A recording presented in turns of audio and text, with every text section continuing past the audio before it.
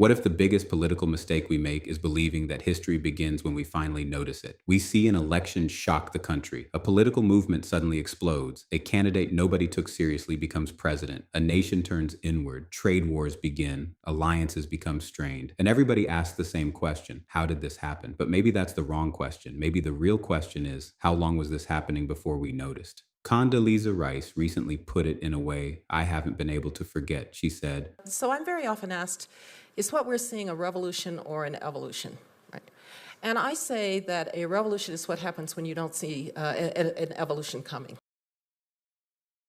we have a strange way of remembering history. We remember the explosion. We forget the fuse. We remember the crash. We forget the years of pressure building underneath it. We remember the politician who arrives at the moment of disruption. And then we make that politician the explanation for everything that happened. Donald Trump is probably the clearest modern example. Supporters see him as the man who changed American politics. Critics see him as the man who broke American politics. But both interpretations may give one man too much power. Because what if Trump didn't create this political moment? What if he recognized it? What if the frustration was already there? The anger was already there.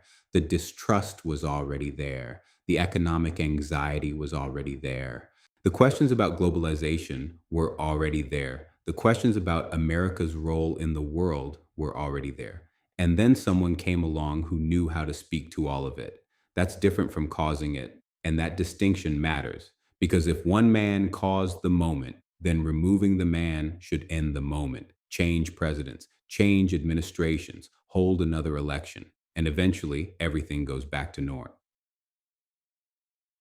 After the Second World War, the United States helped construct an extraordinary international system: military alliances, global trade, international institutions, open markets, security guarantees. American power sat at the center of much of it. And for decades, the basic argument was that this system benefited America too. More trade meant more prosperity. More interconnected economies meant less conflict. Stronger alliances meant greater stability. And after the Cold War, that confidence only grew. Globalization accelerated. Companies could manufacture where costs were lowest, invest where returns were highest, build supply chains across continents. Consumers received cheaper goods. Businesses gained access to enormous new markets. Borders mattered less to capital. And one of the biggest moments came when China entered the World Trade Organization in 2001. There was a belief that bringing China deeper into the global economic system would be good for everyone. And in many ways, global trade did create enormous wealth. But there was another story unfolding at the same time, a story that national statistics didn't always capture, because an economy can grow while a town dies.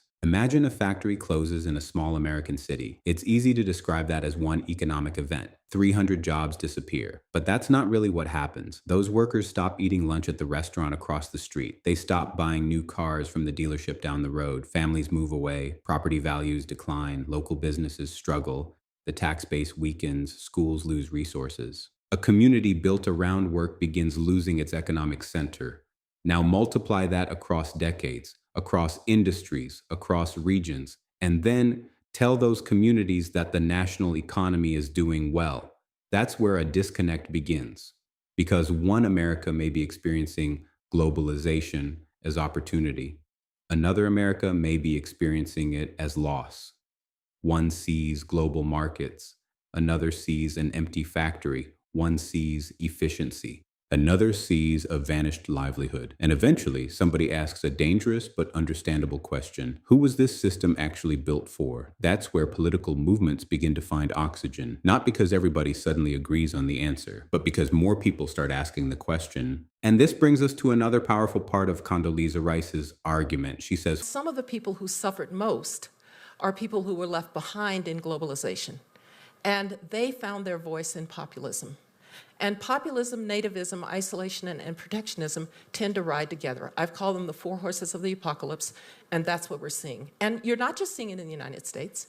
You're seeing it in Europe, and you're seeing it in other places as well. first comes populism. People begin believing that political and economic institutions no longer represent ordinary citizens. They hear that the economy is strong, but they don't feel strong. They hear that globalization is working, but they don't believe it's working for them. They hear experts explaining why the system is successful, but their own experience tells them something else. So populism steps in and says, the people running the system have forgotten you. Then comes nativism. If people believe they've been forgotten, the next question becomes, who is being prioritized instead? That can quickly turn toward outsiders, immigrants, foreign workers, foreign countries, global institutions. Nativism says, take care of our own first, then comes isolationism. Why are we paying to defend other countries? Why are we sending money overseas? Why are we solving problems thousands of miles away? Why are we carrying burdens our allies should carry themselves? Isolationism says, maybe the world isn't our responsibility. Then comes protectionism. Why did our factories leave? Why are critical products made somewhere else? Why should our workers compete with lower wages overseas?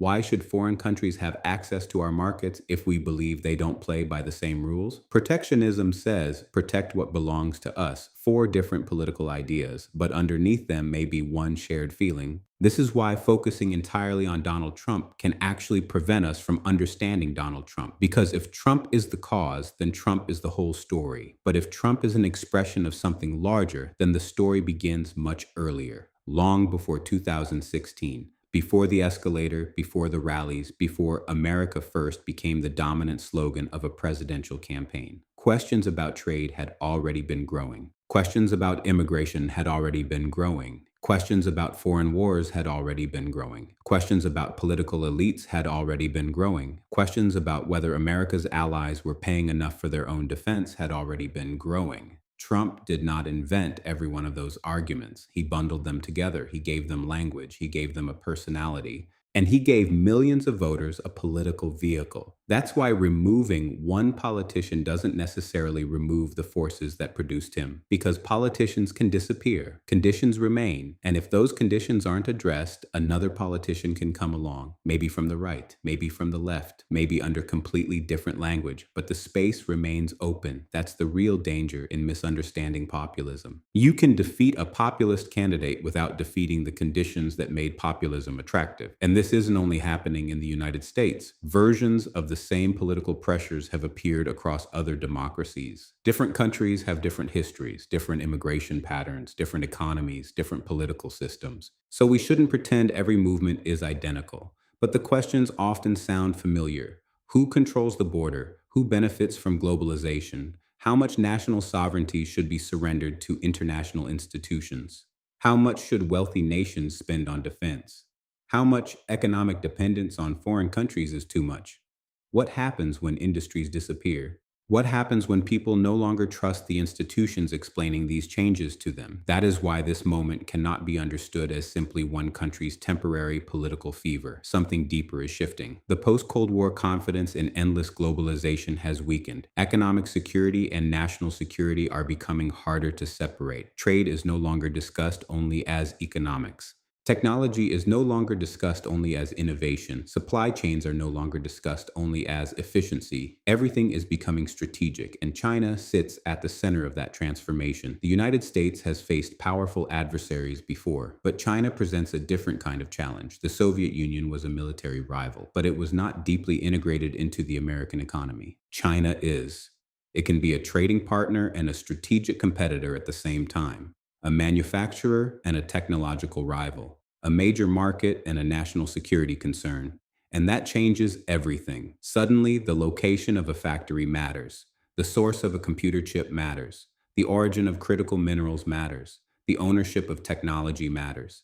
The resilience of a supply chain matters. For decades, businesses were rewarded for asking, where is production cheapest? Now governments are asking, what happens if that supply disappears? That is a completely different question. And once again, the revolution arrives slowly. One investment, one factory, one supply chain, one trade relationship at a time, until suddenly the world looked around and realized how dependent it had become. Evolution, then revolution. And maybe the most important question is what we're failing to notice right now. Artificial intelligence may be one answer, because we are watching another transformation happen in real time. But we're still talking about it like a new product, a better chatbot, a faster search engine, a new business tool. What if it's bigger than that? What happens when certain kinds of intelligence become cheap? What happens when one worker can produce what once required a team? What happens to education when information is instantly available? What happens to expertise? What happens to the value of knowledge work? What happens to millions of jobs built around tasks machines can increasingly perform?